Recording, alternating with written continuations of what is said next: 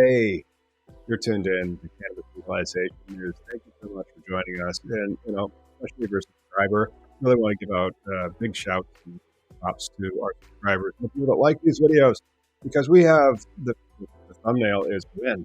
When is it going to be our time? And we have several federal stories about when we think and foreshadow portend the DEA may reschedule cannabis. And we're going to get into that. And then we have a lot of state news. We have to name that strains. We even hopefully have a special guest joining us in about 20 minutes. I'm not sure if he's going to be here because we did not test it before we went live. But we're live now, and we're thrilled that you're here. So let's get into the trending news of the week.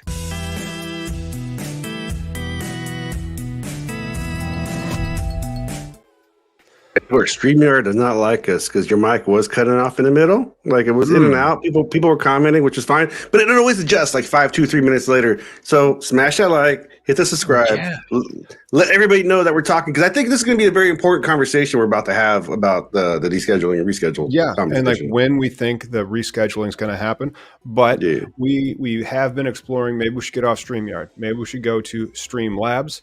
The Strain Show, that nice guy down there, he uses Streamlabs. I've been very impressed with the quality of his videos. And so if StreamYard is dropping our audio and causing us some problems, I've said we should get into it. It's just that we have to actually do that. And I work and he works.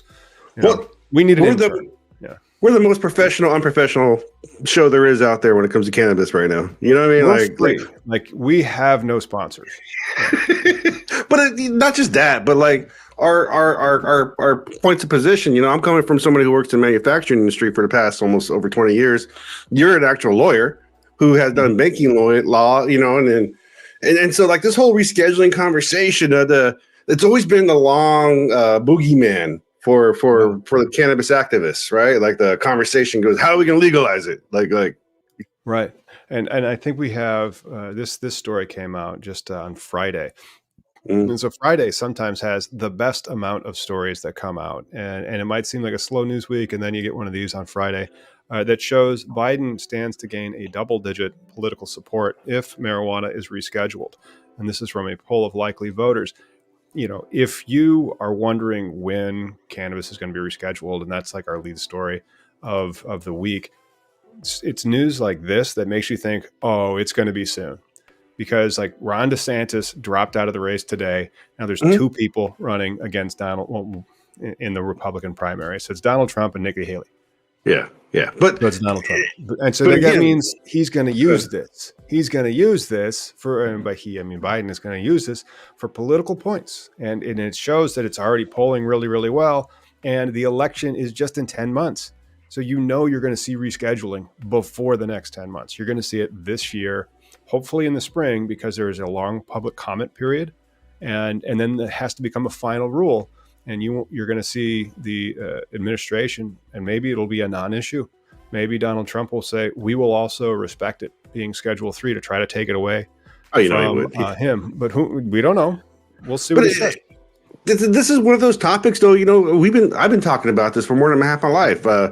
I just hit my 50th. Thank you. Happy birthday, Miggy. If you want to give Miggy a gift, you can email him at, do we have your email on as a banner? I think 420 binary. There you go. You can email Miggy your birthday card over at 420binary@gmail.com. Also give him a tip for whatever story you want him to do next on our website, cannabislegalizationnews.com.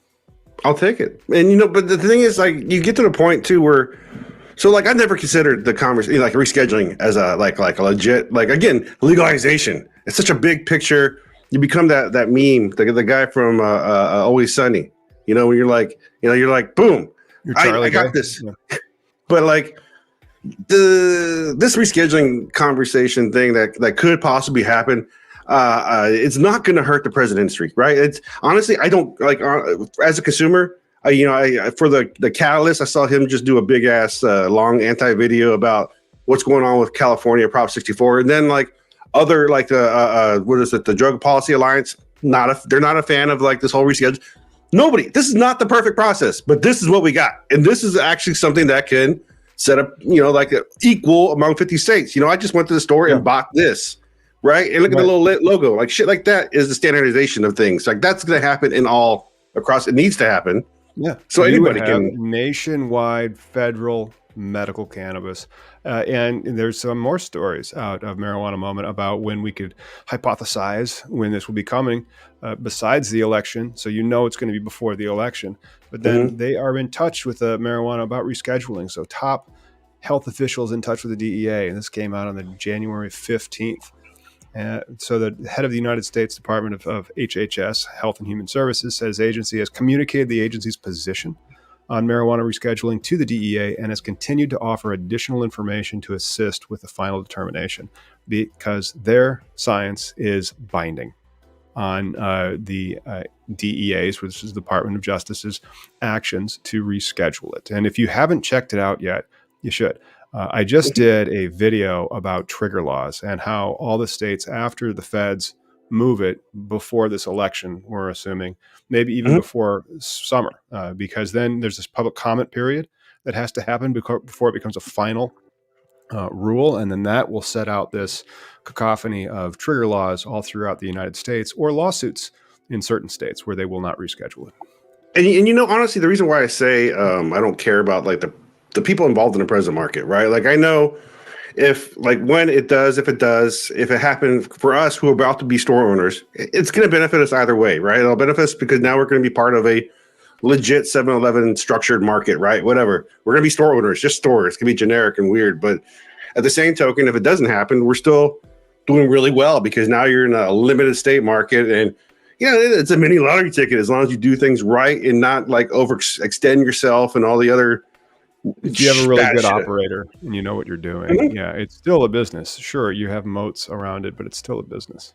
Yeah, so I don't see like descheduling it like is not going to be this big boogeyman like everybody's going to because here's the thing: traditional markets exist, right? There's been this like, and maybe it would bring culture back. Maybe it would bring secret handshakes but that's the thing though. I don't see like if they're going to like roll out this descheduling thing.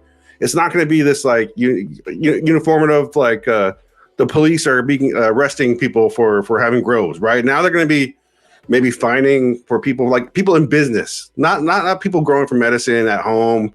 Maybe a small collective within their small group of people because some sick people can't grow, right? And this is medicine, and that's the other nice thing about it, right? Now it becomes scheduled as medicine, recognized as, right? Americans have short memories, no, we're not going to be like, back in the day when it was illegal, why was it ever illegal? No, I don't know. Yeah. Let's catch back up with those Americans with short memories. Yeah. What was I thinking about there? Right. Our lead story for today has to do with when will the DEA reschedule? We tend to think it's soon, and the reason for that is. Among likely voters, 58% expressed support for Biden's recent recommendation to move marijuana to a less stringent classification under federal law, while only 19% indicated they opposed it. So it's super popular. And then it's super popular amongst 18 to 25-year-olds, which is a demographic that has actually been trending to Trump, maybe because he's a celebrity. I don't know. But if he wants to go on and by he, I mean, President Biden wants to go on the offensive to try to get those young voters back into his fray. He would want to have this under his achievements over the past 4 years. What have I done for you lately? I rescheduled weed and I made cannabis medicine nationwide. That's not a bad thing for him to be able to tell. Oh, God.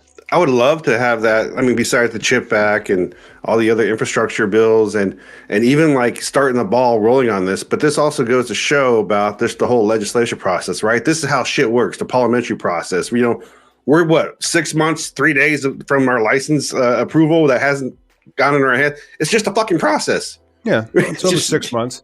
And then meanwhile, we could have just been buying packs, and by packs, what is a pound? Is a pound a pack?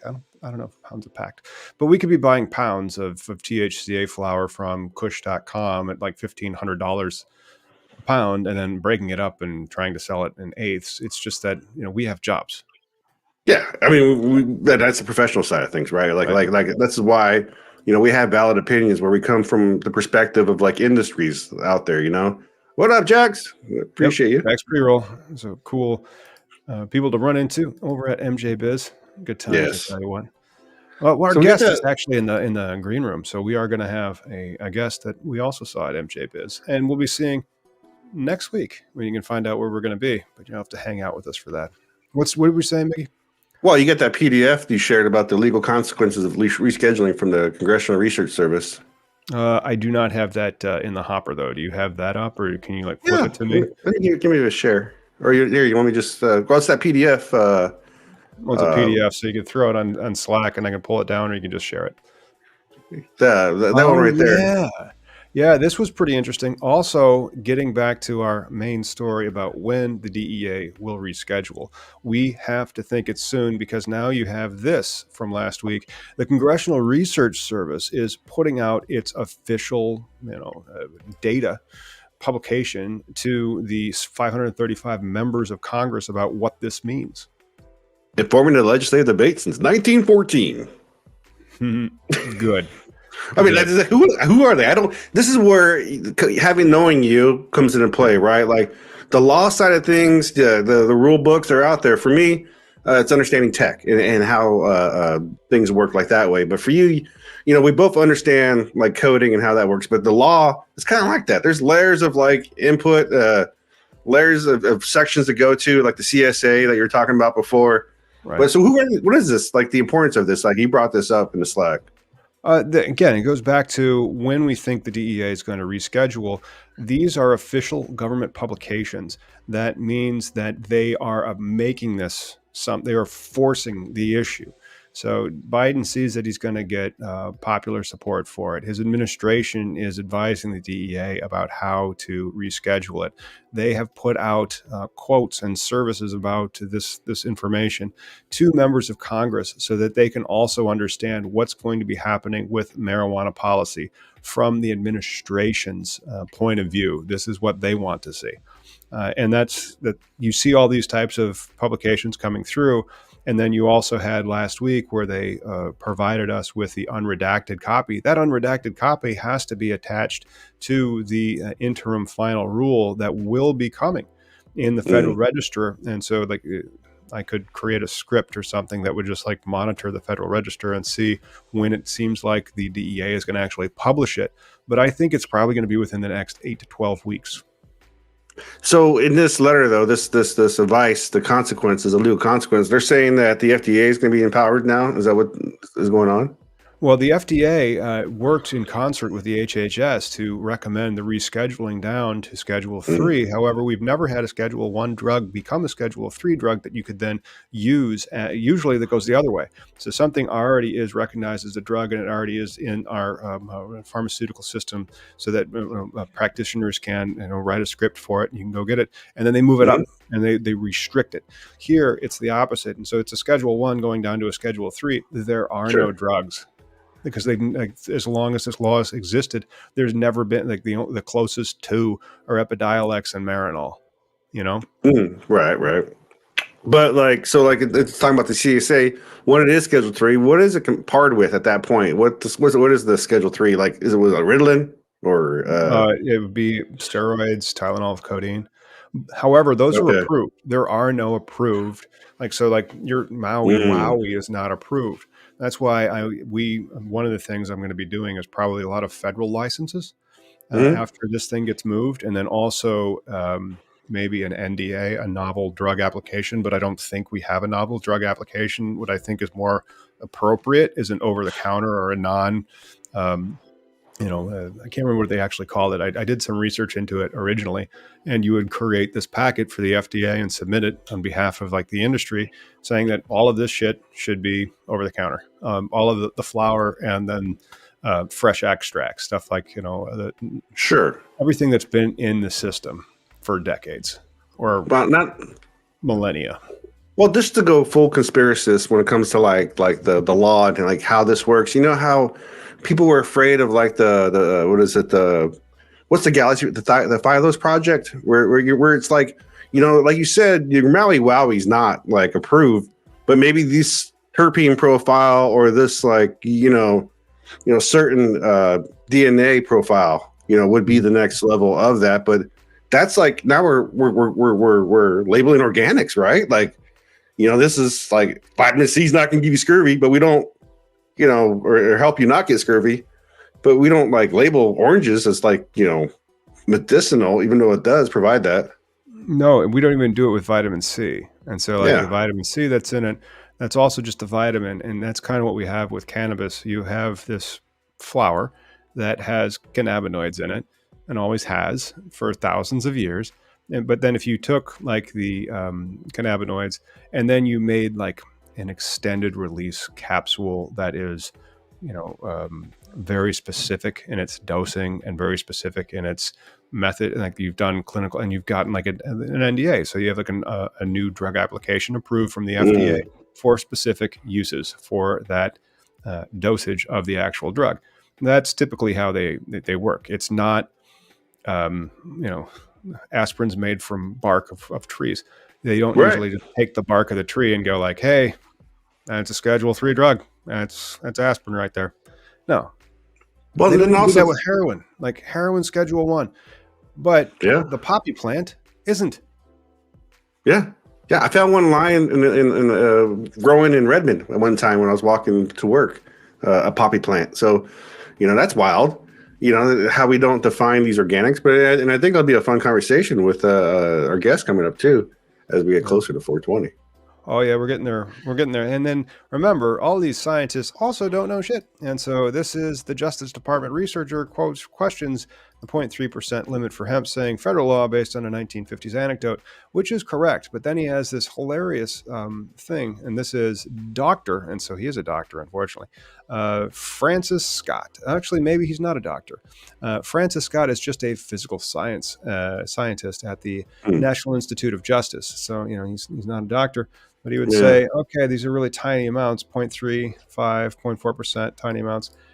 Legitimate farmers, the implication is this legitimate farmers legitimately trying to grow hemp. They're not trying to grow illicit marijuana and get you high, because quite frankly, you'd have to smoke a joint the size of a telephone pole to get much off that 0.3% joint, right? Not if that joint is like all other weed.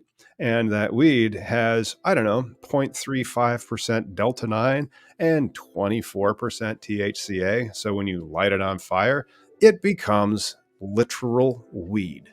Like, you'll have an experience. Hey, it's 20 past the hour. We're going to take a short break from our sponsor and then join us. We'll have an intriguing guest.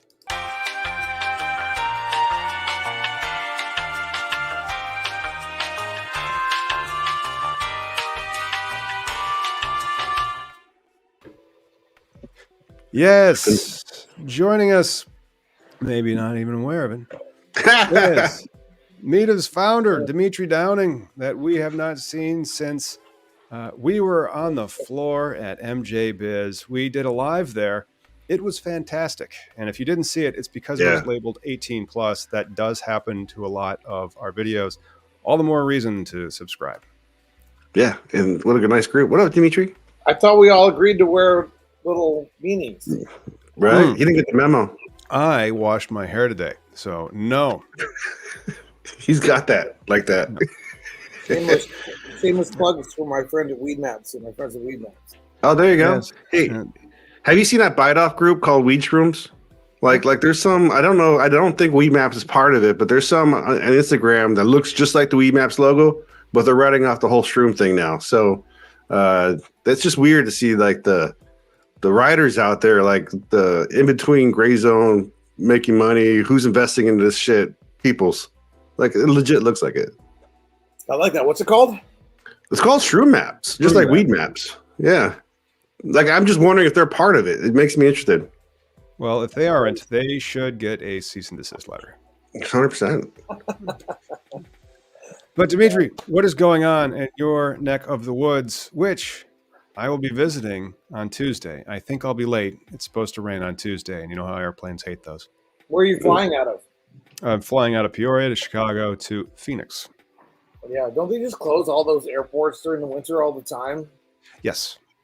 It's so unfortunate. I live right next to Sky Harbor, Phoenix. Our airport's operating 24/7 year round. Maybe there's a Aren't you hub. guys going to get rain? I've heard you're supposed to get Phoenix. rain in Phoenix. I'm like, I thought it was a desert. It actually is raining today. So, Oh wow. yeah, absolutely gorgeous. Yeah, so Tuesday, Wednesday night, we have this annual gathering. This monthly gathering we call. It's called MITA, and we invite members of the cannabis industry who in Arizona are identified by what we call FADA cards, but every state has their own way of identifying them. And MITA kind of has grown to support like the rank and file of the cannabis industry, from a bud tender with a dream to an owner with an exit strategy. Although that has negative connotations on owners, but anyways. So we invite them all to come network and check out what's new, what's happening, to talk about the cannabis industry. And it's so popular that we have over 1,000 individuals at every single gathering. Nice. People like get their days off around coming to MITA on a monthly basis. Sure. Yeah, there's like 25,000 of them in Arizona. And, so it makes about 1 million nationwide. And so MITA is an organization kind of designed around supporting them and their education, their networking, et cetera, their other interests. And Wednesday night, we have a special event. We're doing our podcast live, and we will do that right in the middle of about 30 vendors and this 1,000 people. And Tom, you and I and Max will be the 3 hosts, and hopefully it'll be a lot of fun. Yeah, I get to go to. I haven't been to Arizona. I've never been to Phoenix, and so it'll be the first time I've ever been to Phoenix. And then also, I have court at about 3 or 1 p.m. on Wednesday, so that'll be fun. I get to go to it's Zoom court anyway, but then I get to do Zoom court in Arizona, which I've never done. Hey, we do have some news out of Jersey, though, that is interesting and relevant to the whole industry at large. And I'm wondering if you guys have these over in Arizona. So Jersey has just approved the regulators' final rules for consumption lounges. Arizona, Dimitri, do they have consumption lounges yet? No, we do not have consumption lounges. We have some unofficial consumption lounges, but nothing that's regulated. Yeah, we don't have and they have it in Vegas. That's something that they literally have in Vegas, but we don't have it. So we have it kind of specified in our law here in Illinois, and kind of not. Like it's one of those things where you're able to do it if your zoning allows it, and if you have like a smoke shop or a dispensary. So a dispensary has the option, if they can get zoning to do it at a local level, of also having a lounge. But there really aren't that many lounges. There's a few, a handful. That's it. That sounds cool. And that's this is New Jersey. That's Jersey. Jersey is going to have some lounges. And then you always see this. Consumption lounges can't sell food or alcohol. Somebody actually just called me. Well, it's okay, go ahead. Yeah, but what's up with why can't a consumption lounge not sell food? So you're just going to go there and get high and drink nothing but water. And how long are you going to hang out, Ever since legalization started to occur back in, ever since like 1996, 98 with the California and Arizona and medical marijuana and the unraveling of prohibition, it's just all these nuances, all these rules and laws are like being pulled out of thin air by people that don't even know what they're talking about. The legislatures don't use the product. Yeah. And so they don't know what they're talking about. And so like that one guy who works for the Department of Justice saying that nobody can get high on a hemp joint unless it's as thick as a phone booth or a telephone pole because of the 0.3% Delta 9 level. It just demonstrates that you don't know what you're talking about because the plant doesn't make Delta 9. Like a lot of your flower at a dispensary technically qualifies as hemp. It's absolutely wild, and it creates what I always refer to as a drug war 2.0 and prohibition 2.0, and it makes absolutely no sense. That's something we're going to have to be fighting for 100 years to come. I go back to the way it should be, because I remember a time when it was just Adam, Eve, and the Word of God. not all these rules and regulations. It was just the free market and choices. Yeah. And that's kind of the way it should be. So when was the from last Arizona. time there was free markets in Arizona? Arizona has been a millionaires club since 2009. Well, they were medical. They had their... I recognize the reality, Tom, and I know you're much better at reality than I am. But I'm just saying that even though that we have these layers and layers of foundation and institutions and rules and regulations and systems and codes and ordinances, it doesn't make them right. But it does make them there. They are there, though. Well, that's why I defer to you when it comes to the real world, and allow me to live in my la land of trying to unravel it. Well, my libertarian ideals. Yeah. But it's great. But here's the thing, right? Because there's how it should be, then there's how it's going to be, or how it is. And the rescheduling issue, right? Are you pro? I mean, deschedule would obviously be yay, but rescheduling, I mean, this is what, do you have a dog in the fight? No, I mean, it is what it is. Baby steps. I mean, I'm not too far out there. I mean, Tom's right. It's progress, so it needs to happen this way, and it's going to happen this way. Yeah. Well, the reason why I say this because we all have our feeds of Instagram, Twitters, and shit like that. And so recently I just saved a couple of recent posts just to show descheduling it would take away this kind of bullshit where Oklahoma here, Russ Brandon is sharing that they're going to be trying to they're asking for a letter with a $30 million some sort of agreement, right? There's different ways in business where you can fuck people, right? And legislatures know this. They're literally going to screw people out. They're squeezing out the market. This is how you shape the market. And they're also, I think we're going to talk later how they're asking for caps in Oklahoma. So Oklahoma's wild, wild west. Then you also have Hawaii is going to be trying to pass a bill coming up. So this bill for Hawaii is coming up. But if we had Schedule 3, none of this shit would matter, right? Now we're talking different topics. But then, again, that's how. I mean, let's just go back to this one. But then that's okay. Well, that's the state law will still apply. So correct. And but then there's a uniform practice, Eric. There's uniform laws that typically what happens is the federal goes, here's the rules, and then the states get in line with that. And so if the federals would go, here's the rules. Here's another. Here's one aspect of it. It's Minnesota. We can go right back to New Jersey, $1,000 for a micro business to get a consumption endorsement and $5,000 for a standard business. So those types of fees that they're tacking on for you to become a consumption lounge at the state level, those would still be there. But then these types of caps where Minnesota says we're going to need 381 dispensaries at minimum, I think those would still be there too. But if you wanted to have a brand and you were able to say our dispensary is compliant with federal regulation, or our cultivation facility or our extraction facility or our kitchen is compliant with federal regulation. And then all these other states like Idaho and Indiana and Iowa, those are the shitty eyes, and the states that just haven't legalized it or have a legitimate market or have a market that might be too loose, they would all have a federal standard to get behind that they could say okay, great. And then can we start exporting it? Can we start doing interstate commerce then? Ooh, interstate commerce. Well, so it would seem like the best markets would be the ones that don't have any state. Well, they'll still have the state criminal laws in place, say Idaho, for example. But there's a system. So that's the video that I just did on trigger laws. Check that out. Hit the hit the subscribe, and then you'll probably see the trigger law one that I just did come out.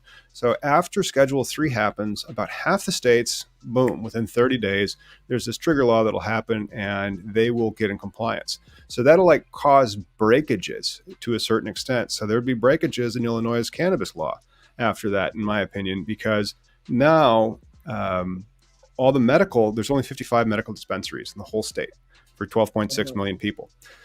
All those medical dispensaries are in compliance with federal law, but your other hundreds of dispensaries for adult use are out of compliance. So it's going to be harder for them to do business that these medical guys don't have to deal with. But in Missouri, that doesn't come up because every dispensary is a hybrid. You're both medical and adult use. So, what I see happening is you have states like Florida, Hawaii, Arizona, others that have these licensing caps and these very valuable licenses, people who have invested money in them. they will turn around and hire lobbyists and donate money to the state level politicians to crack down and enforce state law even harder, regardless of what the federal law is, so that it will continue to be extremely restrictive for, say, for example, in Florida retails and Arizona retails and Hawaii retails, regardless of what the federal law happens. And depending on the number of enforcement agents, the type of enforcement division in different states, each state is going to have its unique form of a drug war going on, its unique form of prohibition going on. I think that's going to happen because the money is there. And I've seen the ruthlessness of these lobbyists. And it's wonderful, Tom, and you'll appreciate this, is, you always think that it's the money that tries to protect itself. Well, I watched in Arizona, for example, these lobbyists come out of the woodwork, and they know that they can buy and sell public policy. That's their trade. And they would come to some of these less scrupulous cannabis business owners who are just trying to figure out the way around cannabis and educate them how, if the lobbyists are paid a little bit of money, they can enhance and protect their rights. So they need to be paid. It's a really interesting process that I've watched occur in Arizona about how it works. It's not always the greed from the capitalist. I mean, we have set up a culture, a whole system of lobbying that is a business that they're constantly trying to find new ways to either get your lawyers or to get the cannabis business owners to buy and sell their relationships with politicians. It's horseshit. I say drain the swamp. Oh, no, that's not what's going to happen with Schedule 3. What's going to happen with Schedule 3 is like delightful trolls like this will no longer be able to be a thing. But right now, and if you're joining us and you also have the football game on, that's cool. I think it's on halftime and it's 10-10. But Tampa Bay smokes hemp. And so that's one of the things with the federal law.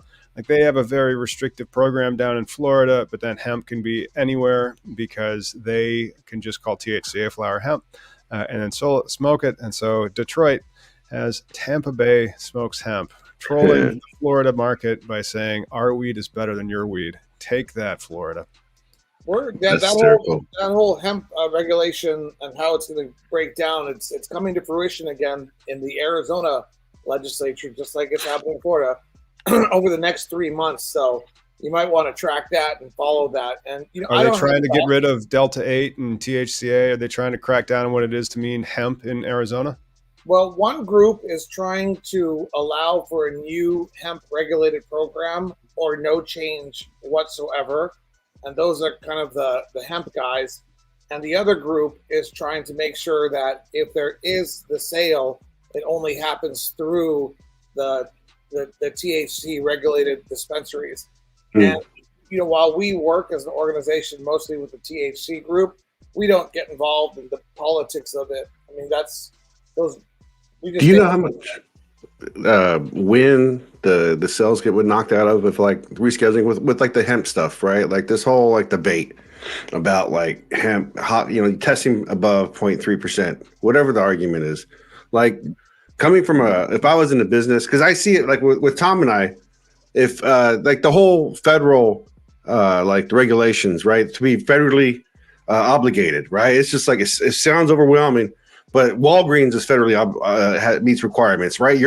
Every store, every business, and every manufacturing meets some sort of federal requirement, no matter where you're at. So if I was in the business reading the tea leaves, it would be save up $1 million for a war chest for the new criteria that's going to be involved, because that's what's going to happen. It's going to be extra just hurdles and permits and maybe actually getting your shit properly tested or knowing what you're talking about, because supply chain. Yeah, because it's your patients, and this is a food. And so expect to be regulated like a food, Right.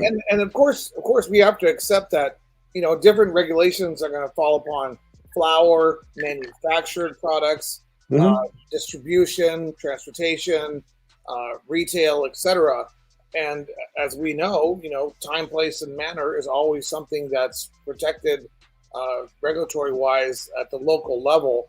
So, you might even have these weird situations where little cities in Prohibitionville come up with crazy little rules and ordinances and to restrict things. I mean, they already do, but but people will find a way, right? Like that's what I was saying. Like rescheduling it, it's not going to do shit to any real present market, right? Because there has been a traditional market, and if you don't know people that are in, people in the traditional market, like here in Washington State, we really did have a pure capitalist market in the beginning, and some people stage themselves properly. They put some money into things, and now they're MSOs that people don't even know about, right? Or they just got out. It was like, I am so tired of working. Finally, I get my retirement check, right? Like, this is where I'm looking forward to doing business in the actual industry, having no real skin in the game except for as a consumer, because that's who's going to win when it comes to descheduling it. Because now someone in Kentucky, someone in I don't know, Alabama, where there's no real, or even Texas, where there's no real fucking medical program or wellness shit,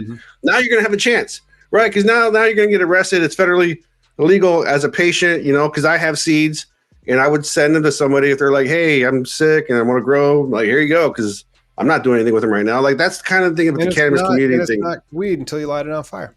Yeah. So, I mean, you take Texas, for example, say Magic Wand gets rescheduled. Texas law it's still criminal, all the marijuana activity. It could just easily go on like that. There's no reason why they couldn't put people in jail for whatever they want to. They're not under any sort of duty to change. Well, it would still take some wind out of the sails, though, from law enforcement, right? Because why is Hillbilly Joe going to go try and arrest fucking Nana Ma's fucking small grow in the back somewhere? Whereas, like, unless you're like, say, you want to be a Cresco or you want to be a big business and you want to be, and now you have 100 plants and now you got your own personal chain because you got someone to sell it to, someone to pick it up. You're not selling ounces, you're selling pounds. Like, that's what you need to sell to pay your fucking rent if you want to do something like that, right? If you want it to be the seed to sell person, that's why you want a limited market, because you're trying to pay your bill. And so, speaking of paying bills, before we get to a name that strain, this is what they are contemplating over in Minnesota for their limited market. Under the law, local governments in the state need to have a retail registration for every 12,500 people, meaning 381 retailers in the state of Minnesota. According to them, I would look at that number and I'd say 1,200 and 500 people. That'll probably be about $3 to $5 million a year for your dispensary, depending on what you're selling the weight for. But, that's a limited market. That's one of the reasons why they would want that, because then you're able to predictably think about how much cash you'd be able to make if you're a good operator. And that's your segment of the population who you are trying to reach out and have be your customers. Nobody pays me to protect anybody's interests, but I always ask myself, in what reality is it the government's role to protect or be able to predict the activity of a free enterprise of a business? So is that why banks don't have any regulations? Oh, wait, banks have tons of regulations. And so that's what you're talking about. This is like a bank. You have a highly regulated industry, so you have compliance costs. And then if you don't limit the market and you require the compliance costs, you only put the licensed market out of business, and you encourage the unlicensed and illicit market. Maybe banks should have less regulations. I just never really reflected on that. Mickey, let's go start a bank. Yeah. Well, the thing is, a shitload of regulation. That's one of the reasons why there's so much consolidation in banks, especially community banks.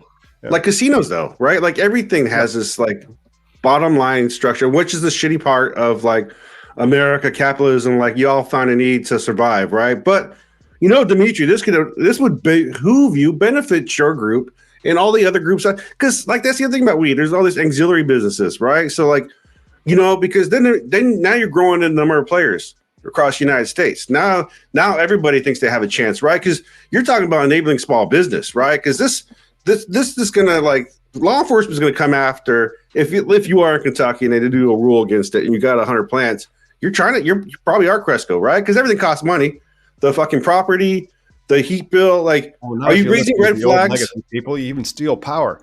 But we should get into the next best thing that we have to do. A little bit of Name That Strain. Let's do some Name That Strain. It's about quarter of the hour.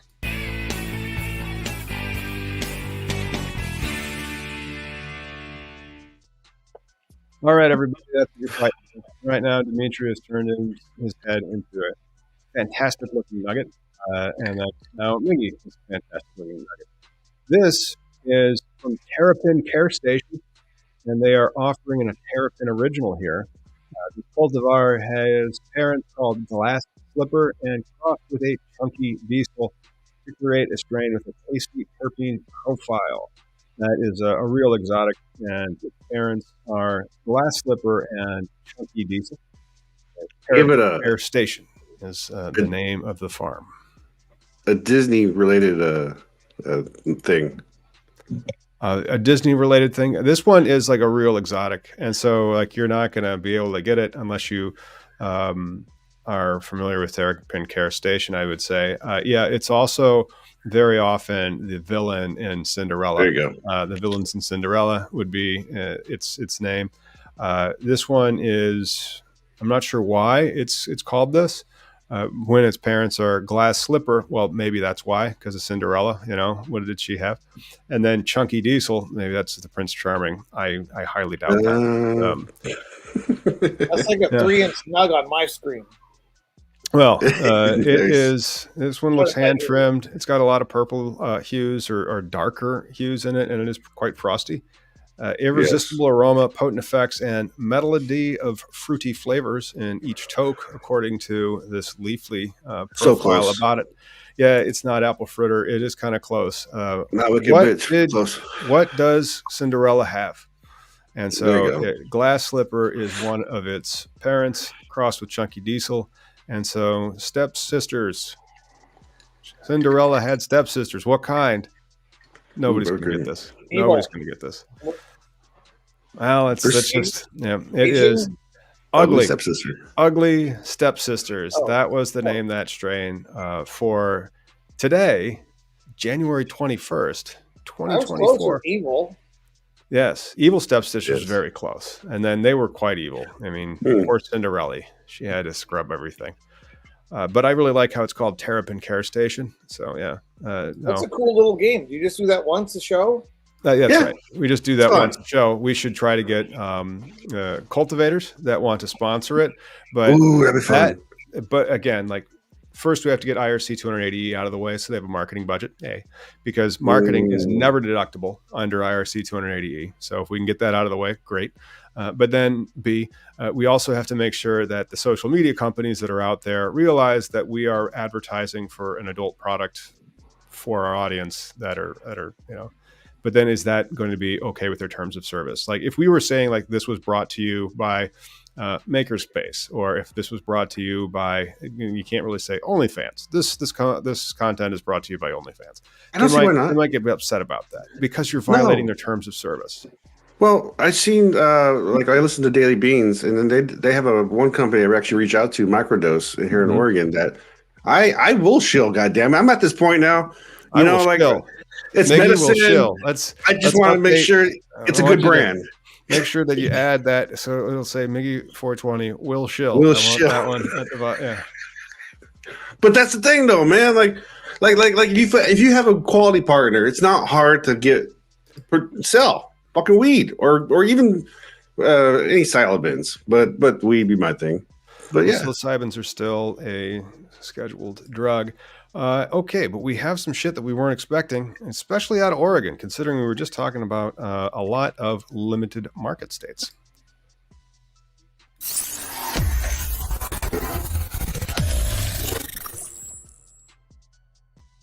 Look at this.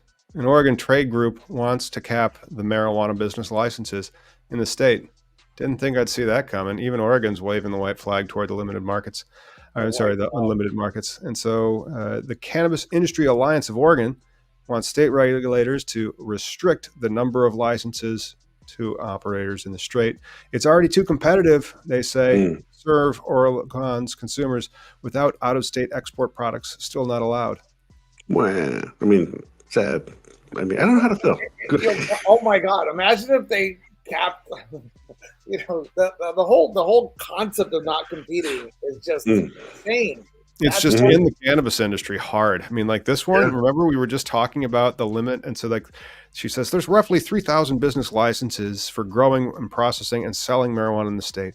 And what they want instead is much fewer, one license per 7,500 adults in this state before a new one could be issued. So like this isn't the 1,500 in Minnesota, it's 7,500, which is closer to Washington State's average. Even if that solves the problem of having to compete, which could be a problem as interpreted by some individuals, I get it. You don't want to compete. You don't want to fail. Even if it solves that problem, the number of problems it creates, licensing caps creates is astronomical. And I always tell people, be careful with this because it creates this minority report reality where very few individuals can access these merit-based or financially based, licenses. So you're doomed to not be able to have the opportunity to participate ever from the outset, which is like a minority report reality. On top of that, if you care about employees, if you care about labor, if you care about your fellow man, the goal in life, and if you believe that everyone can rise up to be a capitalist pig or owner or prince or king, whatever you want to call it, a license owner, you're creating a situation where people can go about their days learning, understanding, acquiring knowledge in dispensaries, cultivations, delivery services, manufacturing, etc. But they can't take it anywhere because the government has created a barrier to entry for them to utilize their knowledge and their skills to take it to the next level. And that's tragic. And that's kind of what led to the American Revolution when the principalities of Europe created licensing structures called kingdoms where one person owned everything and the serfs couldn't rise up and take charge of their own fate, control their own destiny. I mean, that's kind of what America was based on. And so I just don't understand licensing caps. I understand license. Again, it goes back to there are less now than when I got started, and I haven't been a bank lawyer for like 5 years, closer to 6 now actually. I still have some bank clients, not really, but I could try to get more bank clients if I wanted, but there would be fewer bank clients to get because there's only like 4,000 bank licenses in the United States. Wow. So if you look at banking as if you look at it like it is cannabis, then it makes a lot more sense. So if you're going to require me as the business owner of a dispensary to get open and spend approximately $2 million on becoming operational because you're going to require us to do a substantial build out to a facility where you would never require this from a liquor store. And then you're going to require, which you would never require for a liquor store to do either, like severe surveillance and lighting, mandates, and then a special use permit as well at the local level. And the cost of operating this surveillance system, which is mainlined to the state police in HD with every ingress and egress door trained on somebody's face in high definition. And then you back all that stuff up for 90 days on site and 5 years off site. And then you also have to card everybody. Everything needs to be seed to sale, completely inventory controlled, checked so that not an ounce goes missing. And then you have to put it into a vault and then like tell people like how to sell weed and be compliant with the rules and the procedures that you've told the state that you're going to do. If you're going to cost that much to operate, that's why you need a limited license, because you have to make that license have enough cash flow to pay for the compliance. That's it. So everybody in chat is saying that they already have a moratorium, and so even if they do that have, I mean, so like the article apparently is like the group wanting the alliance wanting like this official, right, to make this official because the moratorium is just a pause, another legal part of this whole process. Will they successfully pull it off? Maybe, because like the consumer don't care, right? Who's going to speak up against this? Who's going to call the legislatures and be like, hey, I don't agree with this. I want more open markets in my state. I want a fair market. Because you know who got away with it was Oklahoma. Oklahoma did the same thing where they first required a 3-year residency, right? I had a buddy who was going to go out there and do, like everybody has this dream. You're gonna be a grower. I don't want to be a grower. You don't want my weed. I'll tell you which one's good weed, but I'll smoke it and tell you it's worth whatever it's worth. But, and that's every level of business has that thing, right? You know what part of it you're in. And so these caps are messed up. It's un-American, like you're talking, Dimitri. It's not even but also the entry level. It's not fair too, right? This whole there's security requirements. Because Tom always has the side of the business conversation. Like you had that, this is what they're saying. This is what they're going to the rules. They're just saying, this is what they're doing. Do you want the license or not? This is what they said. That's my practicality about it. But Tom, you're right. But so take, for example, Illinois, that $2 million barrier to get open is there for everyone. And if you can't raise the $2 million to comply with the state, well, then you're not going to get in. So, and that's fine. That's unfortunate. That means the state's creating a system where only the wealthy people can win, or those who know how to find investment capital. But if you create a licensing cap on top of that, I understand you're protecting their market share, but that's not the government's role. Right. Well, then you need to come down on the compliance costs. If you're going to go up on the license limit, you need to come down on the compliance costs. Yeah. But speaking of non-practical things, we have a Celeb Stoner article out of Idaho. That's when you're asking for it. When it's an activist, Dana Beal, busted for marijuana trafficking in Idaho. Bail was set at 250,000 buckaroonies. So Irwin Dana Beal is behind bars in Gooden County Jail in southern Idaho, which doesn't sound fun at all to me. How many pounds was he in? Let's see, more than 25 pounds with intent to distribute in Idaho, a mandatory minimum sentence of 5 years in jail and a $50,000 fine. So wild. Now he's a little man too at this point. This guy's 77. He is 77, and he just got busted for weed in Idaho. Somebody has a retirement plan. Again, got him, right? Hey, good job, law enforcement. Got him. Yeah, right. Yay. You just saved a bunch of people from getting the munchies. I don't know. He doesn't have to pay a damn thing until he gets released in 10 years after it's completely federally legal and pardoned. And he got 10 years free rent. Nobody would say that. No one would say that. No. But you've got some great viewers, man. I'm reading the chat room. I love this stuff. Oh, there we go. They're all there for you, dude. Hey, we finally figured it out. We now know, according to Washington State University, they didn't quite win the national championship this year, but they did figure out how cannabis activates specific hunger neurons in the brain. That's right. Researchers have solved the munchies. And so now we know what happens. And so this is out of Pullman, Washington. The journal Scientific Reports published their research on mice, of course, because why would you just give weed and some chips to some regular stoners? But they said that what happens is when mice are given cannabis, neurons come on that typically are not active. There's something important that happens in the hypothalamus after smoking weed. They said that this research says this cannabinoid 1 receptor, known as a cannabis target, controlled the activity of a well-known set of feeding cells in the hypothalamus called Atuga-related protein neurons. And from that, they used a chromogenic technique, which acts as a light to switch on various nerves, and they allowed them, or they triggered them, to eat. But then when they did not smoke that nerve was not stimulated, so it no longer promoted appetite. There, we have a theory of why you get the munchies based on Washington State doing some research on it on mice. Wow. I wonder if they can reverse that. Use it as scientifically, can you do that? Tom, you'd know more than I would. Probably, but then it would that's like a GLP. That's like the Ozempic. That's the thing that everybody's on now. That is just going to allow you to lose all that weight. Imagine 20 years from now, there's a cannabis brand that's marketed as a dietary aid. Yeah, sure. Some people are saying THCV does that. I've heard that. Let's get the studies done. Now that it's going to be Schedule 3, let's do some science and see if THCV actually does suppress appetite. But THC may trigger neurons to turn on that make you hungry. Does feel Says every good. hippie.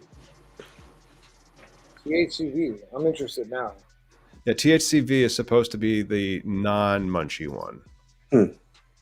Do you guys look at Pharmacological activation of CB1R, which is the CB1 receptor, attenuated. I always have to look that verb up. Inhibitory synaptic tone, also those, onto hunger promoting and Julio-related peptide neurons within the MBH, the hypothalamus, mediobasal area of the hypothalamus, of course.